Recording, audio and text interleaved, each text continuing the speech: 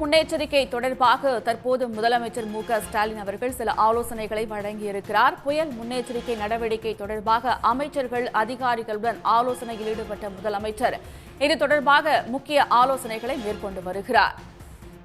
வங்கக்கடலில் ஆழ்ந்த காற்றழுத்த தாழ்வு மண்டலம் உருவாகியுள்ள நிலையில் அது புயலாக வலுப்பெறும் என்று அறிவிக்கப்பட்டுள்ள நிலையில் இது தொடர்பாக முன்னெச்சரிக்கை நடவடிக்கைகளை எடுப்பது தொடர்பாக அமைச்சர்கள், துறை சார்ந்த அதிகாரிகளுடன் முதலமைச்சர் ஸ்டாலின் தற்போது ஆலோசனையில் ஈடுபட்டார்.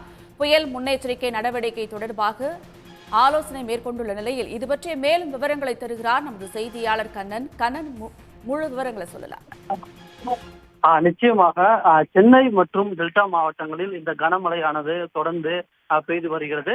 இந்த கனமழையை எதிர்கொள்வதற்கான அனைத்து நடவடிக்கையும் தமிழ்நாடு அரசானது எடுத்துள்ளது. அதன்படி இந்த கனமழையை எதிர்கொள்வதற்கான ஒரு ஆலோசனை கூட்டம் தமிழ்நாடு முதலமைச்சர் ஸ்டாலின் தலைமையில் சென்னை தலைமைச் செயலகத்தில் நடைபெற்றது. இந்த ஆலோசனை கூட்டத்தில் வருவாய் மற்றும் பேரிடர் மேலாண்மை துறை அமைச்சர் ராமச்சந்திரன், தலைமைச் செயலாளர் முருகானந்தம், வருவாய் நிர்வாக ஆணையர் ராஜேஷ் லக்கானி, பேரிடர் மேலாண்மை துறை செயலாளர் அமுதா மற்றும் துறை செயலாளர்கள் உள்ளிட்டோர் கலந்து கொண்டனர். மேலும் தஞ்சாவூர், திருவாரூர், நாகப்பட்டினம், கடலூர், விழுப்புரம், மயிலாடுதுறை ஆகிய மாவட்டங்களில் மாவட்ட ஆட்சித்தலைவர்கள் இந்த கூட்டத்தில் கலந்து கொண்டுள்ளனர்.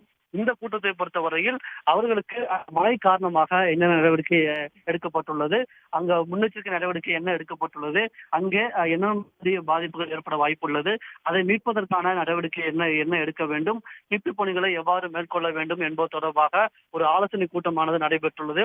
இந்த ஆலோசனை கூட்டத்தில் இந்த மாவட்ட ஆட்சியர் கலந்து கொண்டுள்ளனர்.